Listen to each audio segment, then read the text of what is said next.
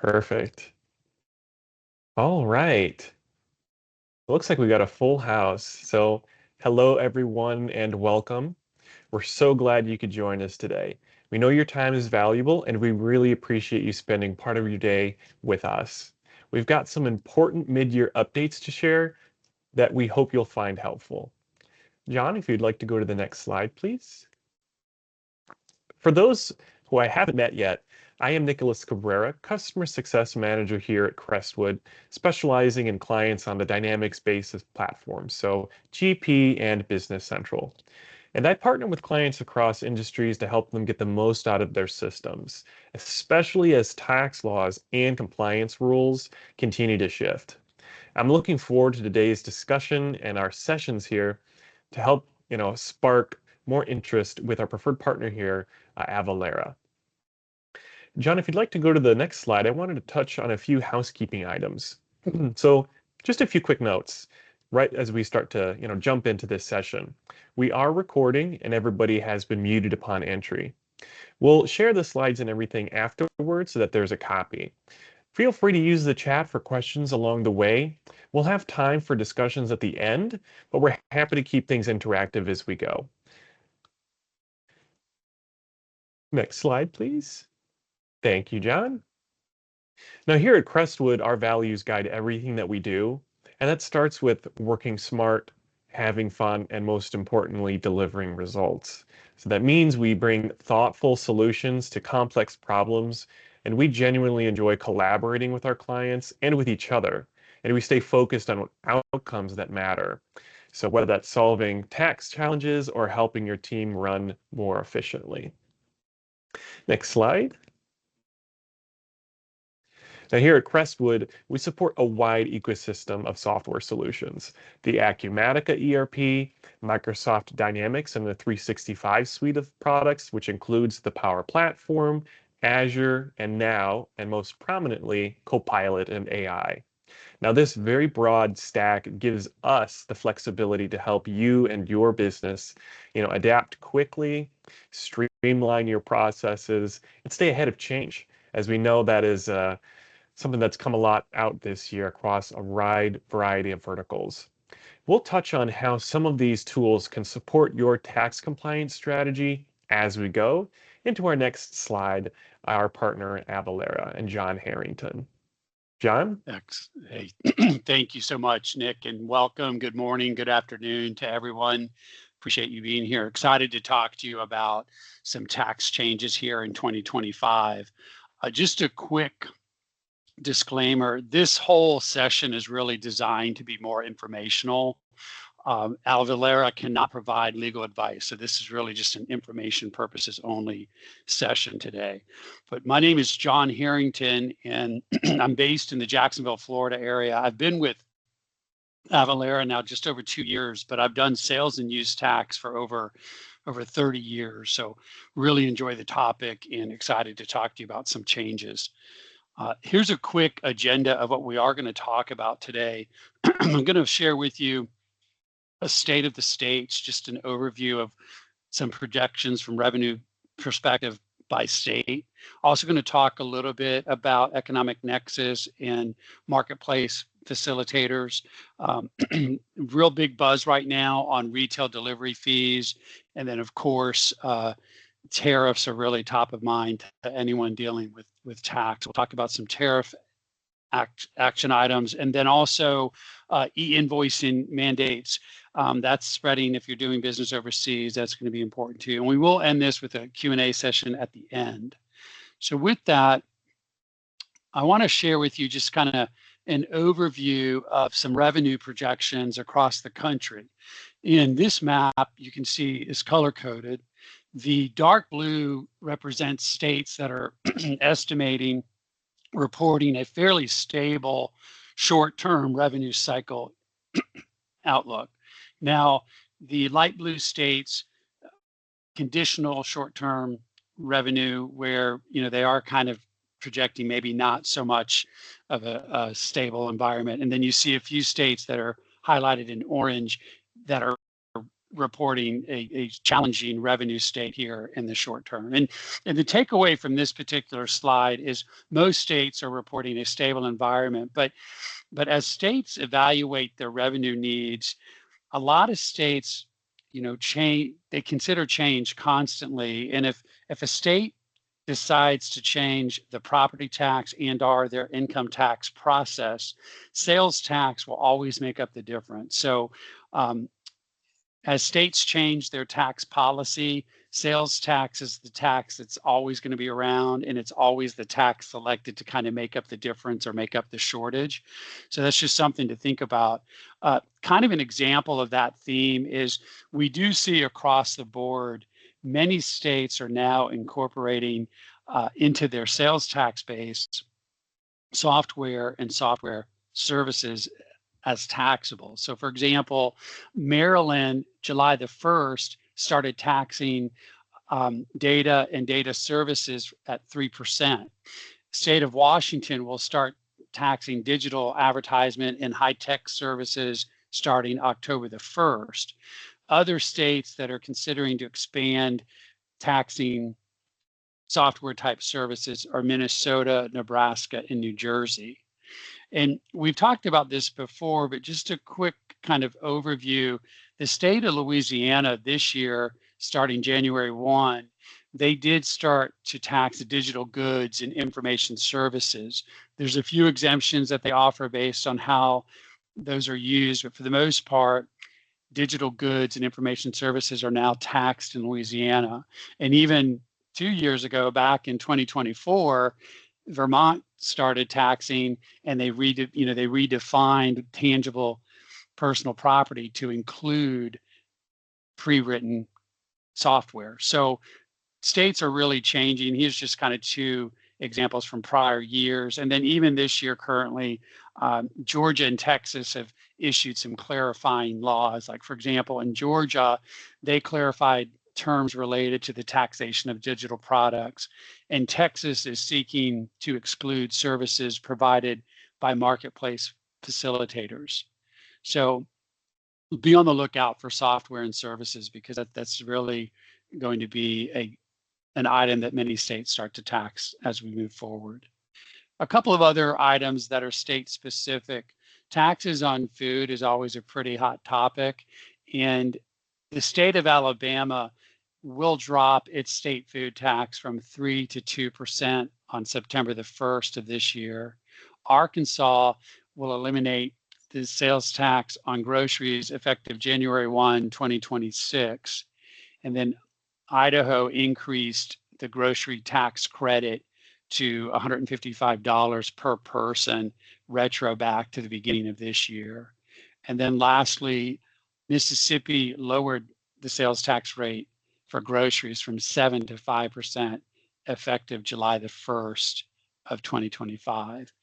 Illinois is working on a special amnesty program that will run from October the 1st through October the 1st, 2025 through November the 15th, 2025, for tax periods ending after June the 30th, 2018 and before July the 1st, 2024. There's also a franchise tax amnesty program that will run for the same period, but for tax periods ending June 30, 2019 on or before June 30th, 2025. In addition to the Illinois amnesty program, in general, they're really trying to aim to make their process easier for out-of-state retailers. If you are an out-of-state seller shipping goods from outside of Illinois, beginning January 1 of 2025, they moved to a destination sourcing rule, which basically you use the rate at the point of delivery. If you're an out-of-state seller that's shipping goods from within the state, you would use the original sourcing, which is the rate in effect at the origin of the sale. For example, it could be where the inventory was located or where an office is located where the sale was written. In-state retailers, they are following the same origin sourcing rule where you're using the tax rate from the origin of the sale. I'm going to move now to just a quick update on economic nexus. And really, this is an ongoing process. States are constantly evaluating their rules around economic nexus and marketplace activity. Just a couple of examples here. Alaska, they dropped the 200 transaction threshold effective this year, January the 1st, 2025. Utah also removed their 200 transaction threshold effective July the 1st, 2025. And in the state of Illinois, they are going to remove their 200 transaction threshold effective January 1 next year, 2026. And then Louisiana, they kind of added some commentary that helped with the scope of marketplace activity, and that was effective June the 4th, 2025. This next slide I'm going to share is just another map of the United States, trying to give you an overall economic nexus threshold as of July the 1st, 2025. And you'll notice that a handful of states, California, Texas, and New York, they have a large threshold of 500,000. And then the states of Alabama and Mississippi have a $250,000 threshold. And then most states have 100,000 below the 250. Now, a distinction, the state of Connecticut, New York, Connecticut's threshold is a combination of gross receipts of 100,000 and 200 retail transactions or invoices. In New York's threshold works the same, except it's a 500,000 gross receipt threshold and 100 transactions. And as we talked about in the last slide, a number of states are starting to drop the transaction threshold, and they're starting to look at just simply the gross receipt revenue item to establish economic nexus. But the big takeaway here is you can see that most states that are in the light blue have a simple 100,000 gross receipt threshold for economic nexus. I'm going to kind of change gears here, and I'm going to talk now about retail delivery fees. And this is another very hot topic within sales and use tax. Just to kind of an update, Colorado attempted to eliminate the retail delivery fee, but that failed. The legislation did not pass. The state of Washington has looked at a report that kind of studied a 30-cent retail delivery fee. They're kind of analyzing it, but no real legislation yet to pass that. In Minnesota, there's 3 bills that are seeking to eliminate the retail delivery fee. There's 2 others that are rewriting their retail delivery fee so that clothing would be removed from the process. And then Oregon's also studying. They had a task force that looked into the possibility of a road user fee, but again, nothing has been passed in their legislation. And on the bottom of this screen, I listed out a handful of other states that all have proposed some type of legislation around retail delivery fees. You can see there Connecticut, Hawaii, Indiana, Maryland, New York, and Vermont. And obviously the Indiana process did not work. That's already been voted out. So that's not going to happen in 2025.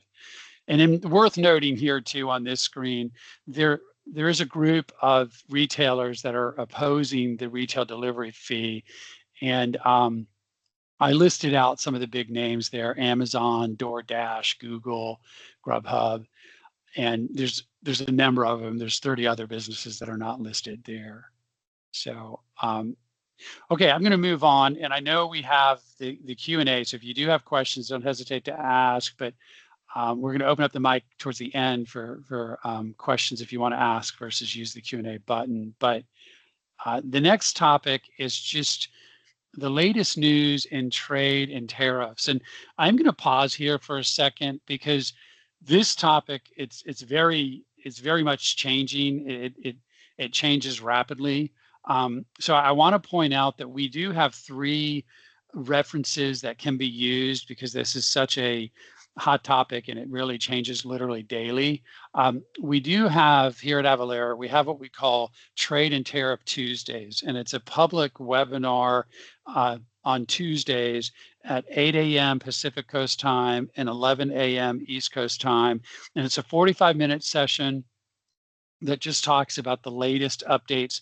And towards the end of that, there is a Q&A element to that webinar. So keep that in mind, and we can get you a link to that if you're interested. And we also have a blog. I'll point that out as we go through these next few slides, but we do have a nice blog that talks about the impact of tariffs on your business. And then we also have a really nice tariff table that provides an overview of the tariffs by country. And I'll point that out as we go through these next few slides. But so really, there was one deadline of July the 9th, and it's a deadline that kind of has somewhat been extended. I did just want to highlight that there were letters that were sent out to 14 different countries, including major trading partners such as Japan, South Korea, that had imposing tariffs anywhere from 25% to 40%. Additional 11 countries received a letter, including Canada and Mexico and the EU. And a couple of details, again, some of this has already changed. The Canadian rate was 35%, the Mexico rate was 30%, European Union was 30%. Brazil had a 50%.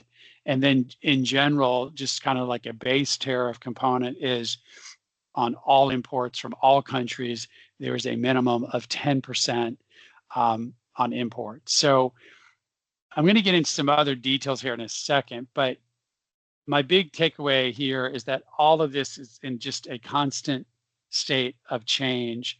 This points to the table that I mentioned. This is a great reference because it really provides you an overview of all of the tariff potential, all the letters that were issued to the 24 countries, and the change in the different tariff rates. You can see here they're color coded. This is a great reference, but moving this detail a little bit more to specific countries, for example, China, there's going to be 30% rate on a majority of everything that's imported from China.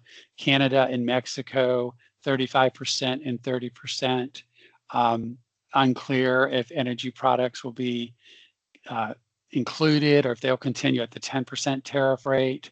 I mentioned this in the last slide that there's 10% on all countries unless there's an agreed upon different rate.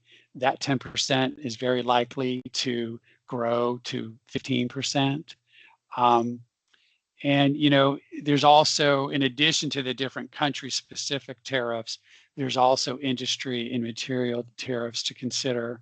25%, for example, on countries that buy oil or gas from Venezuela. And again, 50%, except for the UK, on steel and aluminum products. So I did ask this morning, I reached out to our product sales specialist for cross-border transactions, and he's very on top of all of these different changes. And there's a big deadline tomorrow, August the 1st, and I asked, like, if you were presenting today to this group, what would you really say as to real recent updates? And one big takeaway that they suggested that I talk about is really the whole de minimis rule is being removed. So it used to be if you sold something and it was imported into the United States that was $800 or less, that particular item was duty and tax free. But moving forward, starting in August, nothing will be duty or tax free. So even if you have, say, a $750 item that is imported into the country, you will have to pay duty and tax on that. And that's a pretty big change. So um, I wouldn't begin to have all the answers for you here in today's call, but a big takeaway is if you are importing, if you are exporting, you do want to really consider the tariff changes because they do impact pretty much every business in the United States. In addition to that rule being created where there's no longer the $800 threshold, it's really everything. We also signed this week, I think it was just yesterday, there was an agreement with the EU that will cap the tariff rate at 15%, and there will be some exemptions embedded in that tariff agreement that will be centered around major product categories such as pharmaceuticals in the aerospace industry. So let's move on here. I kind of just talked about what I captured this morning in talking to the specialist. So I wanted to dig a little bit deeper.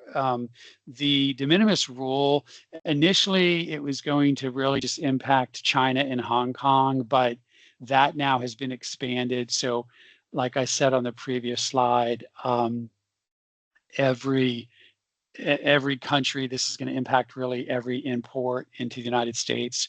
The de minimis rule is pretty much going away. So that's just something to keep in mind as you're thinking about your business. And we kind of already talked about this, but this again, it's going to require that all imports pay duties, even if under the $800. So just something to consider as you look at the type of business that you're doing.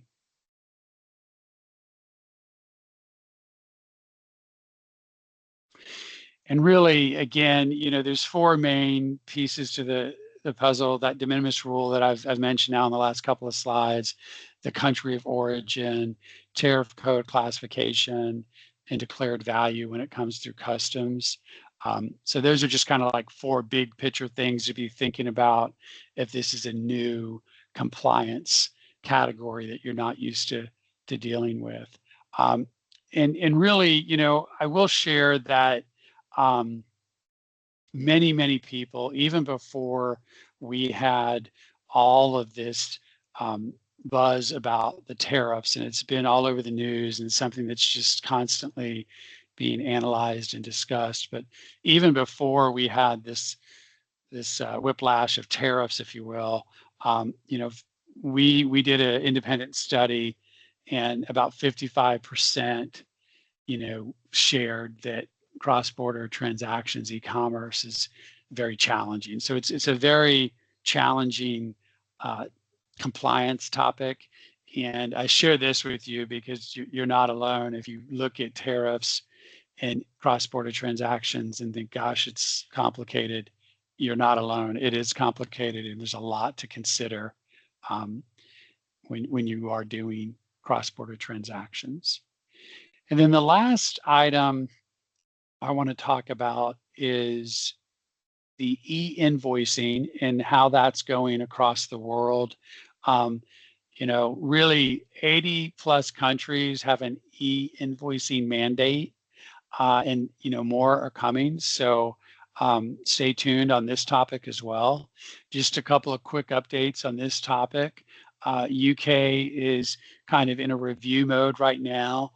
They're looking to make some type of announcement probably in November of this year on their e-invoicing requirements. Germany, as of January 1, businesses were required to be able to receive e-invoices. Poland, they did delay. They were going to start last year, July 2024, but now that's moved to February the 1st, 2026. France, same timeline in terms of they changed it from July 2024, but they're now moving it to September of 2026. And then Spain does not anticipate any of their items to take place until 2027 at the earliest. So Lots of delays that you see on the screen here. And then really the last country, Estonia, they are going to delay to 2027 as well. So really, I know I went through that fast. That was kind of by design. I did want to leave just a few minutes if there's any questions. I don't know, Nick, if you have any questions in the chat or not, but Let me take a look here. I'll give folks a few moments to put anything in the chat for the Q&A or the chat here.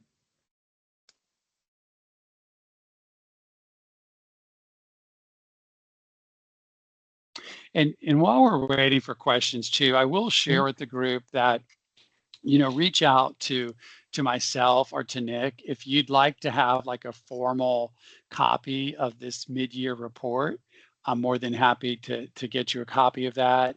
Or if you would like to have the link to some of those tariff reference material items I mentioned, I'm happy to get those to you, as well as a link to sign up for that webinar that we have on Tuesdays. Yeah, I don't see any questions under the Q&A or under the chat, so I think we're good to go. Excellent. Yeah. Well, I appreciate everybody's time today joining Crestwood and Avalara on our joint webinar that we had today for those mid-year updates. Of course, if you did have any questions, please feel free.